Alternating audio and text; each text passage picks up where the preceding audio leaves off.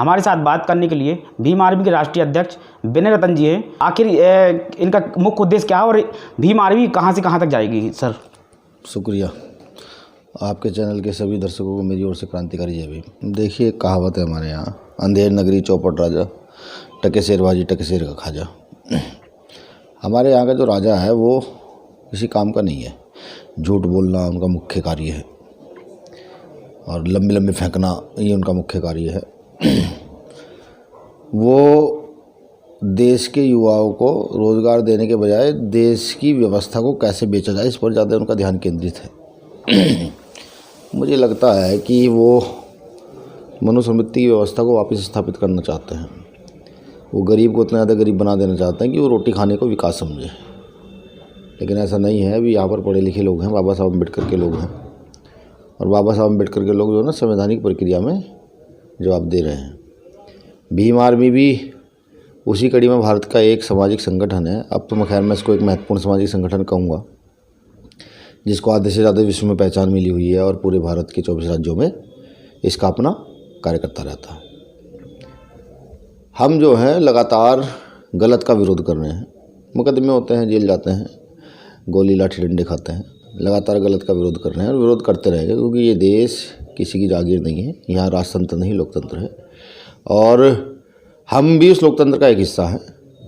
हम भी अपने हक अधिकारों के लिए लगातार मजबूती से आवाज़ उठा रहे हैं, लगातार उठाते रहेंगे। जैसे कहते हैं कि शिक्षा शेरनी का भाई दूध है, जो पिएगा वो दहाड़ेगा। इसी को लेकर के आप भीम आर्मी जगह जगह गांव-गांव एक आप लोगों की मुहिम चल रही है और भीम पाठशालाएं भी खुलवा रही है। भीम पाठशालाओं का क्या सर लक्ष्य है? देखिए, भारत की सबसे प्रमुख समस्या शिक्षा है। शिक्षा का बाजारीकरण इस देश के अंदर बड़े पैमाने पर हुआ है। गरीब का बच्चा शिक्षा ले नहीं पाता।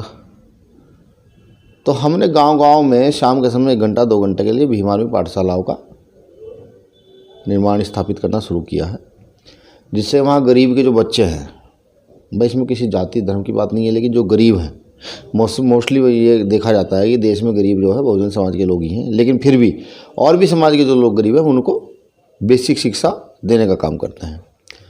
हम साथ साथ उनको भारत के बहुजन महापुरुषों के विषय में बताते हैं, क्योंकि देखिए जिनकी सरकार आ जाओ तो सावरकर गोवलकर को पढ़ाते हैं। सावरकर वही जिसने अंग्रेज़ों से माफ़ी मांगी, गोवलकर वही जो ऊंच नीच की भावना को बहुत विश्वास रखते थे, वो उनको मानते हैं। तो हम अपनी पाठशालाओं में छत्रपति साहू जी महाराज, फूले साहब, पेरियार साहब, ललई सिंह यादव, तथागत गौतम बुद्ध, माता फातिमा शेख, सावित्रीबाई फूले, इन सब महापुरुष जो हुए हैं इनको पढ़ाने का काम कर रहे हैं, जिससे कि आने वाले समय में भारत का जो सही इतिहास है वो बच्चों के बीच स्थापित हो सके।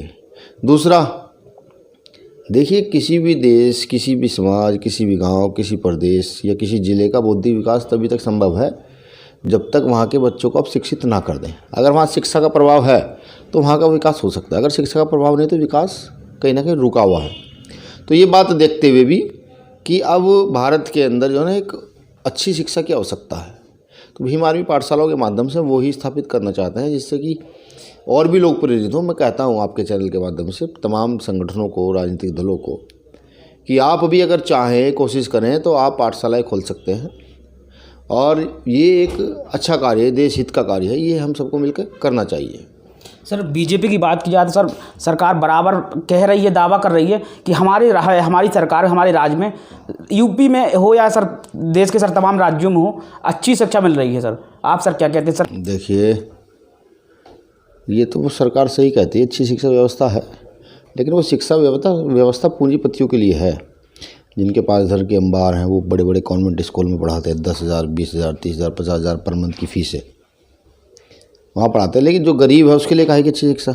देखिए, अभी शायद 7 से 12 की सरकार के अंदर, माननीय बहन जी की सरकार में, यहाँ पर शायद कुछ स्कूल खोले गए थे।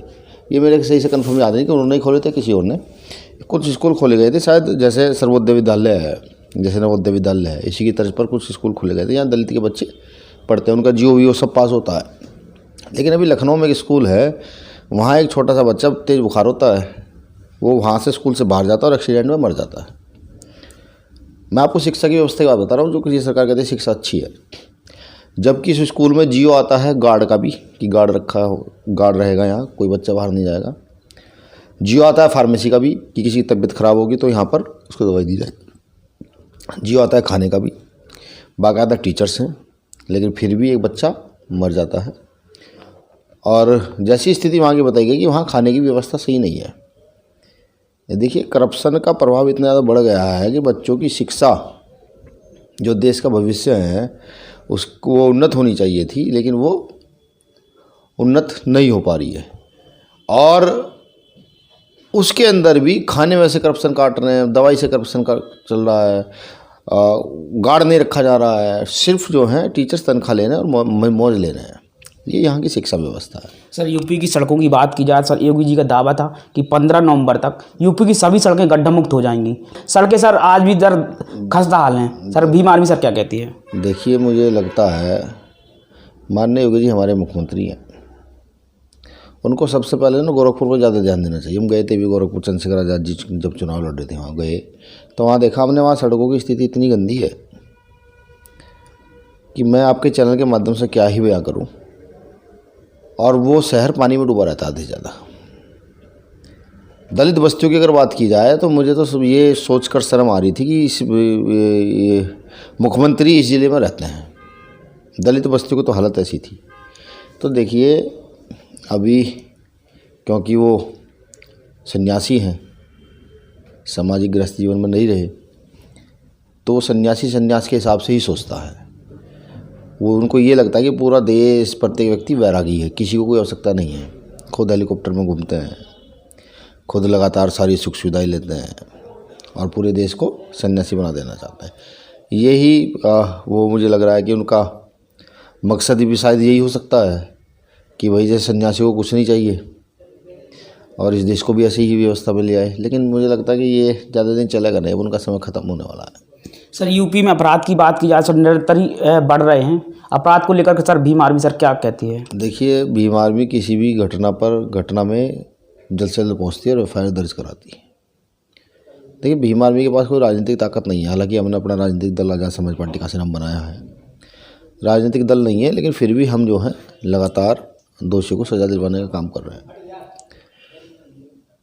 देखिए, किसी भी प्रदेश का, गांव का, ज़िले का, देश का अगर वहाँ पर अपराध बढ़ता है तो सीधा सीधा वहाँ की सरकार के इन्वॉल्वमेंट से ही अपराध बढ़ता है। मेरे पिताजी पुलिस में रहे हैं तो वो मुझे कहते थे, बेटा अगर पुलिस चाहे तो कोई किसी की एक सुई नहीं चुरा सकता। बड़ी बड़ी गाड़ियाँ, हत्याएं, रेप, तो बहुत दूर की बात है। कहीं ना कहीं प्रशासन पर भी दबाव रहता है सरकार का। तो ये तो सरकार का तंत्र है। देखिए, इस सरकार में अपराध चरम सीमा पर है और दलित मुस्लिमों पर अपराध का आंकड़ा ही टूट चुका है, बिल्कुल। लेकिन सर क्या आप कह रहे हैं कि हम लोग तत्काल ही में मौके पर जाते हैं, मुकदमा दर्ज करवाते हैं, लेकिन सर जो आम लोग हैं सर उनके ऊपर तो अत्याचार बराबर बढ़ रहा है सर, रुक नहीं रहा है सर, क्या कहते हैं? देखिए, सरकार ही बदलनी पड़ेगी साहब। जब तक ये सरकार रहेगी तो ये ऐसे ही रहेगी, क्योंकि मनुस्मृति इस चीज़ की आज़ादी देती है कि कुछ लोग बैठकर खाएंगे और कुछ लोग और अल्पसंख्यक बैठकर खाएंगे और बहुसंख्यक उनकी सेवा करेंगे। तो ये तो सरकार ही बदलनी पड़ेगी। भारत, ये उत्तर प्रदेश की जनता को समझना चाहिए, सोचना चाहिए, सरकार को बदलने में हमारे सहयोग करें। अभी आपने कहा कि हमारा एक संगठन दल भी है, राजनीतिक दल है सर, आपका दल सर सत्ता में आता है सर, किस प्रकार की व्यवस्थाएं रहेंगी? देखिए, जो अगर हम कभी सत्ता में कभी आए, कभी क्या, वैसे मुझे उम्मीद है कि इसी बार हम सत्ता में आ जाएंगे। तो आज आप मुझसे पूछ रहे हैं कि करप्शन का मामला, शिक्षा का मामला और जो अत्याचार हो रहे हैं इसका मामला, ये ऐसे सवाल आपके पास कम हो जाएंगे। ये सवाल आपके पास होंगे नहीं, मुझे पूरी उम्मीद है। अभी आपने दिल्ली की घटना देखी होगी। दिल्ली में एक बेटी के टुकड़े काटकर फ्रिज में रखे हुए थे, उसको जगह जगह अलग अलग जगह फेंका जा रहा था।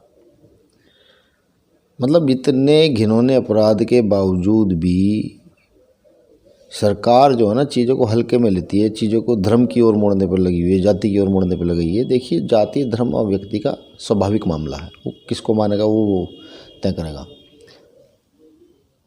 लेकिन व्यक्ति की उन्नति, देश की उन्नति और शिक्षा का प्रभाव, ये सरकार की जिम्मेदारी है कि वो कैसी शिक्षा अपने क्षेत्र में देती है, वो शोषण कैसे रोकती है, वो अत्याचार पर अंकुश कैसे लगाती है। इन सब चीज़ों में सरकार फेल है। कुल मिलाकर ये है कि ये सिर्फ सरकार धर्म के नाम पर तो पास है, धर्म के नाम पर भी क्या कि धर्म का अफीम जो युवा जो बढ़ रहा है इस देश की एक पूरी नस्ल को ख़त्म करने के नाम पर तो सही है, और धर्म के आधार पर इतना द्वेष भाव इसने डाल दिया है कि जो लोग बैठकर खाना खाते थे, साथ रहते थे, आज वो सिर्फ धर्म के अलग अलग धर्म के होने के कारण एक साथ नहीं बैठ पाते हैं। तो ये तो समझ लीजिए कि सरकार ने द्वेष तो पूरा भर दिया है। और ये भी हकीकत है कि जब कोई ज़्यादा गलत करने लगे तो उसका अंत होता है। इसका भी सरकार का अंत आ रहा है, ये जल्दी खत्म हो जाएगी। सर भीम आर्मी की बात की जाए, सर भीम आर्मी की सर 2 राष्ट्रीय अध्यक्ष कैसे हो सकते हैं? सर आपने आपको राष्ट्रीय अध्यक्ष लिखते हैं, और सर जो मनजीत सिंह नौटियाल जी हैं वो भी सर राष्ट्रीय अध्यक्ष लिखते हैं। सर ये सर एक म्यान में सर 2 तलवारें, सर कैसे? देखिए, भीम आर्मी की एक राष्ट्रीय अध्यक्ष, 2 राष्ट्रीय अध्यक्ष नहीं है। भीम आर्मी के एक राष्ट्रीय अध्यक्ष शायद दक्षिण में भी हैं, दक्षिण के कई जिलों में, प्रदेशों में अलग अलग राष्ट्रीय अध्यक्ष हैं। उत्तर प्रदेश में भी शायद एक लखनऊ में है, एक मनजीत सिंह नौटियाल हैं, और भी हैं, मैं भी हूँ। देखिए, हमें समझना पड़ेगा, 21/7/2015 को भाई चंद्रशेखर आज़ाद और हमने दोनों ने मिल करके इस विषय में सोचा कि हमको जो है ना कुछ करना चाहिए, तो हमने भीम पाठशालाओं के विषय में सोचना स्टार्ट किया और पाठशालाएँ खोलनी शुरू की। धीरे धीरे लोगों पर एट्रोसिटी, उन पर काम करना शुरू किया, और फिर इस संगठन का नाम भीम आर्मी भारत एकता मिशन दिया गया। मंजीत भाई जुड़े, और भी साथी हमसे जुड़े, और काम हम करते रहे। देखिए, अति महत्वाकांक्षा, आप ये सुनने का कहने लगे नहीं मैंने बहुत काम कर दिया, मैं मुख्यमंत्री बन जाऊँ, प्रधानमंत्री बन जाऊँ, ऐसा नहीं हो सकता। मैंने तो कई बार कहा मंजीत जी को भी, देखिए भाई, अनुशासन ही सबसे बड़ी चीज़ है। अगर आपको बड़ी व्यवस्था चलानी है तो उसमें अनुशासन स्थापित करना बहुत ज़रूरी है। लेकिन जिन लोगों से हमारी सदियों से लड़ाई है, जिसको मनुवादी कहते हैं, ब्राह्मणवादी कहते हैं, वो हर वक्त हमारी कमजोरी ढूंढते हैं। जैसे आपने देखा होगा कि हमारा एक इतिहास है, राजा वैद्रथ का इतिहास। राजा वैद्रथ को एक सामंती ने, एक ब्राह्मण ने अपनी लड़की दी, और फिर उसी लड़की के भाई ने राजा वैद्रथ की हत्या कर दी। यानी कि वो लोग हमारी कमजोरी ढूंढते हैं, हमारी कमजोरी कहाँ है। कुछ हमारे संगठन के अंदर के लोग भी हैं जो संगठन के 2 हिस्से कर देना चाहते हैं, बहुत जल्दी ये सोचते हैं कि बस संगठन 2 हिस्से हो जाए, उनको कोई फ़र्क भी नहीं पड़ता है। देखिए, ये है, हर जगह है। लेकिन क्योंकि चंद्रशेखर आज़ाद जी ने और हमने संगठन का निर्माण किया और खून पसीना लगाकर संगठन को खड़ा किया, और भी तमाम साथी हमारे साथ रहे। जो लोग इसे तोड़ना चाहते हैं, मंजीत जी भी उसी कड़ी में आ गए हैं। भाई, मंजीत जी को संगठन तोड़ने की आवश्यकता क्या थी? क्यों? और भी उनके साथ कुछ लोग हैं जो हैं हमारे साथ, लेकिन वो संगठन को लगातार 2 हिस्सों में बांट रहे हैं। इसका सीधा सीधा ये है, ये पहली बार नहीं हुआ है। जब भी आपकी ताकत बढ़ने लगे, जैसी आपकी ताकत बढ़ेगी तो आपके विरोध करने वाले लोग खड़े हो जाएंगे, और आपके बीच से निकाल कर लोग खड़े किए जाएंगे। मंजीत सिंह भाई को इसीलिए खड़ा कर दिया गया, और वो जगह जगह जा कर क्या रहे हैं, वो जो संगठन के लोग हैं उन्हीं से संपर्क करते हैं, उन्हीं को ही तोड़ने का प्रयास कर रहे हैं। कहते थे सर कि ये भीम आर्मी सर 4 पैरों पर खड़ी हुई है, लेकिन सर मनजीत सिंह नौटियाल जी सर चले गए। सर क्या भीम आर्मी अब सिर्फ सर 3 पैरों पर बची है? देखिए, कोई भी सामाजिक संगठन किसी पिलर पर खड़ा नहीं होता। कोई भी सामाजिक संगठन विचारधारा पर खड़ा होता है। भीम आर्मी भी विचारधारा पर खड़ी है। जब तक भीम आर्मी विचारधारा पर खड़ी है, मजबूती से आगे बढ़ रही है, न्याय दिला रही है। जिस दिन भीम आर्मी विचारधारा पर नहीं खड़ी होगी, उस दिन चीज़ें बिखर जाएगी। हाँ, आप ये कह सकते हैं कि भीम आर्मी के जो लोग हैं, भीम आर्मी में जैसे मैं हुआ, चंद्रशेखर भाई हुए, कमल भाई हुए, अशोक कामले जी हैं, और आपका दत्तू मेड़े जी हैं, गिन्नी माई हैं, और जसपाल बोरे जी हैं, एक हमारी बहन अनुराग, ये मतलब ये अलग अलग प्रदेशों के लोग हैं, राष्ट्रीय कमेटी के लोग हैं, प्रदेश कमेटी के लोग हैं। ये लोग जब तक अम्बेडकरवादी हैं, मान के चलिए आप मुझे देखें, मैं राष्ट्रीय अध्यक्ष हूँ, मैं अगर अम्बेडकरवादी हूँ तो मैं सिस्टम को चला सकता हूँ, और अगर मैं अम्बेडकरवादी नहीं हूँ तो मुझे नहीं लगता कि हम इस सिस्टम को चला पाएंगे। तो इसलिए मूवमेंट के व्यक्ति का होना अति आवश्यक है। ठीक, संगठन विचारधारा का चीज़ है, ये एक वैचारिक शक्ति को बढ़ा रहा है। जो लोग वैचारिक हैं वो इसमें चलते रहेंगे। जो लोग वैचारिक नहीं हुए हैं, जिन्होंने बाबा साहब अम्बेडकर, फूले पेरियार की विचारधारा को नहीं समझा है, साहब काशीराम साहब को नहीं समझा है, वो लोग अपने आप ही हटकर एक साइड हो जाएंगे। जिन लोगों को अति राजनीतिक महत्वाकांक्षा है कि वो बहुत जल्दी राजनीतिक महत्वाकांक्षा अपनी पूरी कर लेंगे, ठीक है, मेरी ओर से शुभकामनाएं। लेकिन महापुरुषों ने कहा है कि सामाजिक संगठन की जड़ें जितनी मजबूत होंगी, राजनीतिक पेड़ उतना ही फले फूलेगा। यानी कि सीधी सी बात है कि कुछ लोगों को तो इस आंदोलन के लिए बलि चढ़ना होगा। बलि का मतलब ये है, उन्हें उस पेड़ की जड़ों को मजबूत करना होगा। जब तक पेड़ की जड़ें मजबूत नहीं होंगी, तब तक पेड़ की चोटियां बेकार हैं। हमारे साथी बहुत जल्दी पेड़ की चोटियां बनना चाहते हैं, पेड़ की जड़ को मजबूत नहीं करना चाहते। ऐसा नहीं है, हम लोग हैं, पेड़ की जड़ मजबूत करेंगे, जिससे आने वाले भविष्य में हमारे द्वारा बनाए गए राजनीतिक दल इस देश का भविष्य तय कर। देखिए, अपराधियों के लिए कानून है, प्रशासन स्टिक हो जाए, अलर्ट रहे, देखते कैसे गलत हो जाता है, नहीं हो पाएगा। रही शिक्षा की बात, शिक्षा तो इनको यहाँ सुधार करना पड़ेगा। शिक्षा कर ये नहीं सुधार करेंगे तो ये जिस सोने की चिड़िया की बात करते हैं वो जीवन में कभी बनेगी नहीं। बुद्ध राष्ट्र, जब ये बौद्धों का राष्ट्र था, ये सोने की चिड़िया था। अब हम यहाँ स्थापित होंगे धीरे धीरे, इसको हम पुनः सोने की चिड़िया बनाएंगे इस देश में, शिक्षा का बाजारीकरण बंद करके। सर कहते हैं कि किसान देश की शान, लेकिन सर वर्तमान सर बात की जाए तो किसान सर खाद और बीज के लिए सर परेशान है। खाद बीज नहीं सर मिल पा रहा है किसान को। सर कैसे अपनी सर फसल को बोएगा, और सर वो बोई हुई फसल को सर हम और आप तक कैसे पहुंचेगी? देखिए, इस देश की दो बड़ी नींव है, किसान और जवान। किसानों के साथ मजदूर वर्ग भी आ जाता है। ये दो तीन पिलर इस देश में बड़े महत्वपूर्ण, अगर ये नहीं होंगे ना, देश नहीं चल सकता। इनकी सिर्फ दो ही समस्या हैं, शिक्षा और चिकित्सा। बॉर्डर पर खड़ा हुआ जवान भी ये सोचता है, भाई मैं अपने बच्चे को पढ़ा पाऊंगा नहीं पढ़ा पाऊंगा, उसकी फीस कहाँ से दूंगा इतनी। इस देश की शिक्षा और चिकित्सा फ्री कर देनी चाहिए, मेरा मानना है। और फिर देखिए, किसान की आधी परेशानी हल हो जाएगी।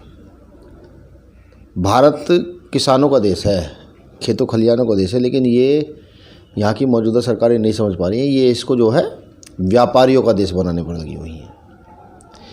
कोई नहीं, इस देश की जनता जाग रही है, ठीक, और बहुत जल्दी वो इस देश से ये कूड़ा करकट जो है इसको साफ़ करने का काम करेगी। सर राहुल गांधी जी सर देश में सर पैदल यात्रा निकाल रहे हैं, सर कैसे देखते हैं? राहुल गांधी जी से मेरा निवेदन है, वो अच्छा काम कर रहे हैं, लेकिन राजस्थान में न्याय न मिलने पर एक पढ़ा लिखा युवक आत्महत्या कर लेता है। जालौर में मटकी क्या है, स्वर्ण की मटकी, टीचर की मटकी पर हाथ लगाने पर एक बच्चे की हत्या कर दी जाती है। पाली में मूछें रखने पर एक साथी की हत्या कर दी जाती है। राजस्थान में उनकी सरकार है। इसका मतलब सीधा सीधा है कि सरकार किसी की भी हो, दलितों का दमन चलता रहेगा। तो मैं आपके चैनल के माध्यम से कहता हूँ, बाबा साहब अम्बेडकर ने भी कहा, जिसका दल नहीं उसका बल नहीं। और आपको अपना ही दल बना करके, अपनी शक्ति बना करके शासन सत्ता में बैठना होगा, तभी आपके ऊपर से अत्याचार शोषण रुक सकता है। सर समाजवादी पार्टी की बात की जाए तो सर एक हो गए हैं, सर कैसे देखते हैं? देखिए, क्योंकि समाजवादी पार्टी के जो लोग हैं, कहीं ना कहीं वो भी बहुजन समाज के लोग हैं, भ्रमित होते रहते हैं। धीरे धीरे समझ आ रहा है। समझ आया जब वो मुख्यमंत्री की कुर्सी से हटे, माननीय योगी जी बने, कुर्सी जब धुलवाई गई तो समझ आ गया भाई आप भी सुधरी हैं। अब धीरे धीरे समझ आ रहा है, और मुझे लगता है कि इस देश के बहुजन को, चाहे वो बैकवर्ड हो, अल्पसंख्यक हो, शेड्यूल कास्ट हो, शेड्यूल टाइप्स हो, सबको अपने इतिहास की ओर मुड़ना चाहिए, अपनी व्यवस्था की ओर मुड़ना चाहिए। व्यवस्था की ओर मुड़ेंगे तो पता लगेगा कि सही मायने में करना क्या है। मान में सर बहन जी मायावती जी हैं, बसपा सुप्रीमो, सर उनको लेकर सर क्या कहते हैं? एक्टिविटी सर बिल्कुल सर कैसे देखते हैं, कैसे है सर? देखिए, इसमें मुझे बताने क्या हो सकता है। माननीय बहन जी हैं, पुराने लीडर हैं, सम्मानित हैं, सम्माननीय हैं, ठीक। लेकिन बस एक ही बात मैं कहूँगा कि जब आप विचारधारा से कोई भी भटकता है, कोई भी, तो फिर आपका पतन निश्चित है। ठीक उसी प्रकार काशीराम साहब का मैं एक भाषण सुन रहा था नागपुर का, वो उसमें कहते हैं कि देखिए, हम महाराष्ट्र के लोगों से, देखिए मैंने फूले साहब, आप ये सोचते थे कि फूले साहब अम्बेडकर की विचारधारा पर यहाँ शासन नहीं किया जा सकता, मैंने उत्तर प्रदेश के अंदर फूले साहब अम्बेडकर की विचारधारा पर सरकार बना दी है। सीधा सीधा मतलब ये है कि समता समानता की जो लोग बात करते हैं, आप अपनी विचारधारा पर अड़िग रहे हैं। आप जब फुले साहब अम्बेडकर की विचारधारा चला रहे तो आप उस पर अड़िग रहे हैं, उसमें ब्राह्मणवादी विचारधारा विस्थापित नहीं हो सकती। सर क्या आपको नहीं लगता कि सर आपने अभी बताया है कि बहन जी सर कहीं ना कहीं पीछे जा रही हैं और सर आपने कहा कि हम अभी जल्द ही सत्ता में आ जाएंगे। सर आपको सर इससे सर ये नहीं लगता कि सर कहीं ना कहीं हम बीजेपी को सर बढ़ा रहे हैं? देखिए, बात मैंने आपको पहले ही कहा, विचारधारा की है, समझ रहे हैं? विचारधारा को स्थापित करना महत्वपूर्ण है। जो लोग सही हैं समाज उसके साथ रहेगा। हमारा काम है विचारधारा को स्थापित करना। फुले साहब अम्बेडकर की विचारधारा पर हम चल रहे हैं। हम जो हैं 85% लोगों की बात करते हैं, बहुजन की बात करते हैं, सर्वजन की बात हम नहीं करते। सर्वजन की बात हम तब तक नहीं करेंगे जब तक बहुजन को सम्मान ना मिल जाए, वो एक बराबरी जो गैर बराबरी इस देश के अंदर है वो ना हो जाए। भाई बहन जी का अपना पॉलिटिकल स्टैंड है, हमारा अपना पॉलिटिकल स्टैंड है, ठीक। आज आप देख रहे होंगे लगातार जो है ना लोग तेज़ी से भीम आर्मी के साथ जुड़ रहे हैं, भाई चंद्रशेखर आज़ाद जी के साथ जुड़ रहे हैं, तो ये कहीं ना कहीं काम करने का नतीजा, हम तेज़ी से काम कर रहे हैं। चैनल के माध्यम सर क्या संदेश देना, सर क्या कहना चाहेंगे? देखिए, मेरा सबको एक ही संदेश है कि देश आज आपको पुकार रहा है। आज फिर भगत सिंह उधम सिंह बनने की आवश्यकता है। देश को लगातार बेचा जा रहा है, देश को जाति धर्म के नाम पर लड़ाया जा रहा है। अंग्रेज़ों ने भी ये किया था बेसिकली, तो ये भी शायद वही हैं, कुछ औलादें उन्हीं की, ये भी आज वही काम कर रही हैं। ऐसा ना हो कि कल जब देश बिक जाए फिर आप माथे पर सिर हाथ धर कर रोएं और फिर कहेंगे भीम आर्मी के लोग चिल्लाते रहे, कुछ लोग देश में थे जो चिल्ला रहे थे। तो मेरा निवेदन है, बीजेपी के खिलाफ लामबंद हो, आरएसएस के खिलाफ लामबंद हो। इस देश की व्यवस्था को अगर बेचने से रोकना है तो सब एक विपक्ष मजबूत तैयार किया जाए जिससे कि बीजेपी को रोका जा सके। शुक्रिया, जय भीम। बहुत बहुत धन्यवाद। ये थे भीम आर्मी के राष्ट्रीय अध्यक्ष विनय रतन जी। इन्होंने अपनी बात को बड़ी ही विभागीय तौर पर रखा है। मैं धर्मेंद्र कुमार, सिटी न्यूज़ बुंदेलखंड।